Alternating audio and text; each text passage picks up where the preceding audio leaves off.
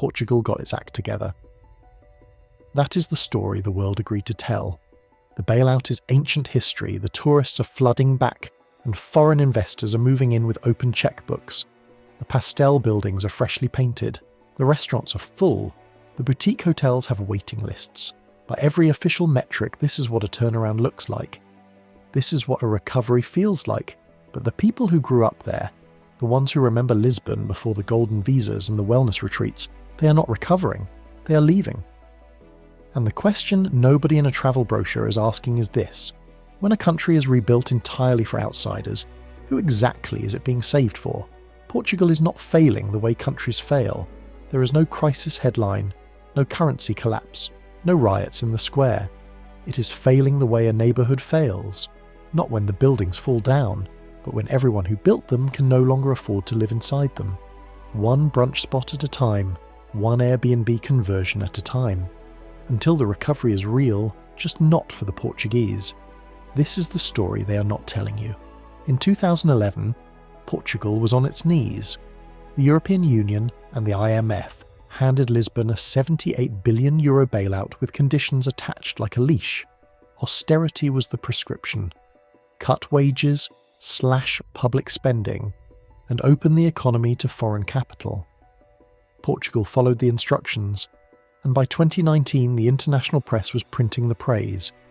GDP was growing, unemployment was falling, tourist arrivals were hitting record numbers. The miracle was official. But look closer at the architecture of that miracle, and something starts to feel wrong. The GDP growth was real on paper. What it did not tell you was where the money was coming from, and more importantly, where it was going. Beginning in 2012, Portugal launched its Golden Visa program, offering residency to any non-EU national who invested at least €500,000 in real estate. Between 2012 and 2023, the program pulled in over €7 billion. It inflated property values, spiked transaction volumes, and registered beautifully in the national accounts. None of it built a factory, none of it funded a research lab, none of it created a single high-skill, high-wage job for a Portuguese citizen. It was foreign capital parking itself in Portuguese postcodes, and the government called it growth. The GDP number was technically accurate. It was also deeply misleading. Because growth that does not create productive employment is not development. It is asset inflation dressed in the language of recovery, and the people living inside that inflation were about to find out exactly what it cost them. That is where the first crack appears, and it runs directly through the front door of every apartment in Lisbon. By 2023, the average monthly rent in Lisbon had climbed to approximately €1,500 for a one-bedroom apartment. In Porto, the figure was not far behind. The Portuguese median monthly wage, meanwhile, sat at roughly €1,000 before tax. That is not a housing affordability gap. That is a structural impossibility. Ordinary working people in Portugal's two largest cities were mathematically unable to rent a standard apartment on a standard salary, in their own country, in their own city, where their families had lived for generations. This did not happen by accident. Between 2015 and 2023, Lisbon property prices rose by over 130%. The driving forces were foreign buyers, short-term rental platforms, and a government policy architecture that prioritised inbound investment over domestic welfare. Airbnb alone listed over 20,000 properties in Lisbon by 2022, removing that housing stock permanently from the long-term rental market. Landlords discovered they could earn 3 times more from a tourist week than from a local tenant on a 12-month lease. The rational economic choice destroyed the social fabric of entire neighbourhoods. Families who had rented the same apartment for 30 years were shown the door. Young couples who had saved for deposits watched prices move faster than their savings ever could. The city that foreign capital was supposedly saving was quietly evicting the people who made it worth saving in the first place. And the government's answer to all of this was to keep the programme running. Now here is the part that does not make it into the tourism campaigns. Portugal's economic model, as it currently stands, is not a diversified modern economy. It is a theme park with a flag. Tourism accounts for roughly 15% of GDP and nearly 9% of total employment. In certain coastal regions, the dependency is far higher. The entire labour market in those zones has been restructured around hospitality. Cleaning rooms, serving tables, staffing reception desks, and doing it all at wages that do not sustain a dignified standard of living. The jobs the recovery created were not the jobs Portugal needed. They were seasonal, low skill, and structurally precarious. A country that was supposed to be modernising its productive base instead built an economy where the primary growth driver requires foreigners to show up with spending money. That is not resilience. That is fragility dressed as opportunity.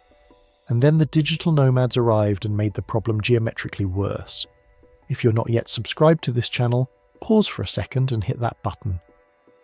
We cover the economic stories that the headlines bury, and this one is far from over. Post-pandemic, Portugal marketed itself aggressively to remote workers. In 2022, it launched a dedicated digital nomad visa, actively inviting high-income foreign professionals to live and work in the country while paying taxes to their home jurisdictions. The logic from the government's side was simple: bring in spending power, stimulate the consumer economy, and enhance the cosmopolitan appeal of Lisbon and Porto. The outcome was predictable to anyone who understood basic housing economics. A software engineer earning €80,000 a year from a San Francisco company is operating in an entirely different financial universe from a Lisbon nurse earning €1,100 a month. When those two populations compete for the same housing stock, one of them wins and one of them moves. And because the digital nomad pays foreign taxes, Portugal's public sector collects almost nothing from that transaction. The local economy absorbs the inflation and receives none of the fiscal benefit. This is the untaxable inflation loop. Foreign income pours into the domestic housing market, prices rise, local wages cannot follow, and the government has structurally excluded itself from capturing the revenue that might have compensated for the damage. The domestic middle class is not squeezed by this model, it is slowly dissolved by it. And the most talented members of that middle class have drawn their own conclusions. Every year, Portugal produces some of the most highly educated graduates in Southern Europe: engineering graduates, medical professionals, software developers, and academic researchers. These are exactly the people a country needs to build a 21st century economy, and they are leaving in extraordinary numbers. Estimates from Portuguese academic institutions suggest that somewhere between 20 and 30% of university graduates emigrate within a few years of finishing their degrees. The primary destinations are Germany, the United Kingdom, Switzerland, and France, countries where their qualifications are compensated at market rates. This is not a new problem. Portugal has experienced emigration waves throughout its modern history. What makes the current exodus structurally devastating is that it is happening during what is officially described as a boom. The economy is supposedly thriving, investment is flowing in, and yet the people the country most needs to retain are making the rational decision to leave because the rewards available to skilled workers domestically simply do not justify staying. That calculation is not a personal failure, it is an indictment of the entire economic model. And the longer the brain drain continues, the harder it becomes to build anything that replaces the tourist economy. Talent leaves, the service sector expands to fill the vacuum, and the structural trap deepens. Portugal is not just losing workers, it is losing the raw material of economic complexity. But if you think the private sector failure is troubling, wait until you see what is happening to the public infrastructure holding the country together. Portuguese hospitals are operating in a state of managed collapse. The National Health System, the SNS, has been reporting staff shortages, equipment deficits, and unsustainable waiting times for years. In 2023, emergency rooms in Lisbon were closing on rotation because there were not enough doctors to staff them. The doctors who trained in Portugal had emigrated. The nurses who remained were burning out, and the government was spending a larger percentage of its fiscal capacity on servicing its debt obligations than on reinvesting in the public services its citizens depend on. This is the extraction problem at its most visible. The new wealth flowing into Portugal through real estate investment and tourism is not circulating back into the public economy. It is being captured by asset owners, repatriated by foreign investors, and recorded in GDP without generating the tax revenue that would fund schools, hospitals, and transport infrastructure. The country is generating activity without generating civic wealth, and the poorest and most dependent segments of the population are paying the price in waiting rooms and crumbling classrooms. The miracle was never designed to serve them, it was designed to look good from the outside. Which brings us to the most sophisticated part of the entire operation, the story itself. Portugal's recovery narrative is one of the most successfully marketed economic stories of the past decade. The New York Times, The Guardian, Bloomberg and Forbes have all published versions of the same piece. Affordable and beautiful. Warm climate, friendly locals, excellent food and a stable political environment. The coverage has been relentless, glowing, and almost entirely written from the perspective of the person arriving, never the person being displaced. The Portuguese Tourism Board and the national government have invested heavily in international communications infrastructure to sustain exactly this narrative. They know that perception drives inflows, and inflows drive the GDP numbers, and GDP numbers sustain the political story. What gets edited out is everything documented in this video: the housing crisis, the wage stagnation, the youth emigration, the public sector deterioration. None of it fits the brand, and so none of it gets serious attention in the mainstream international press. The propaganda of the miracle is not a conspiracy. It is simply the result of a media ecosystem that covers destinations and not consequences. And that is the most dangerous kind of fiction, the kind that almost everyone has agreed to believe. Here is what the model is actually built on: stable global tourism demand, rising international property values, a continuing supply of high-income nomads and retirees willing to relocate, and perpetual confidence from foreign investors. Remove any one of those variables, and the architecture starts to tremble.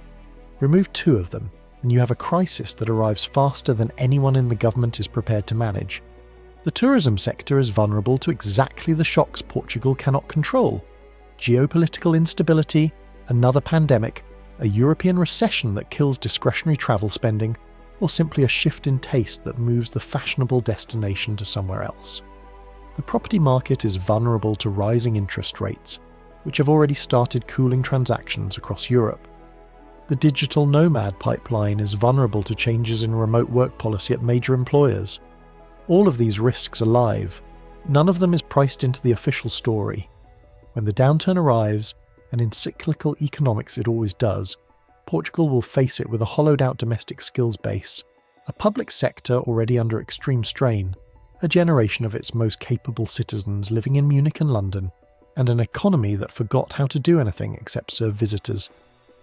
The political backlash is already seeding. Anti-tourism protests in Lisbon and Porto have grown louder every year since 2022. The question is not whether the pressure builds. The question is what breaks first. Portugal is not a recovery. It is a warning dressed as a postcard. The buildings are beautiful. The light is extraordinary.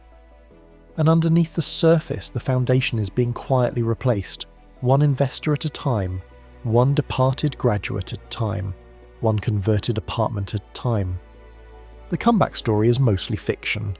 What is real is the population of people who built this country and are no longer able to live inside it. And what is also real is that Portugal is not unique. The same model, foreign capital invited in to rescue a struggling economy, asset inflation mistaken for development, a service sector expanding to fill the productive vacuum, is being deployed across southern Europe right now. If you want to understand where this ends and which country is next, subscribe and stay close, because this story is only getting started.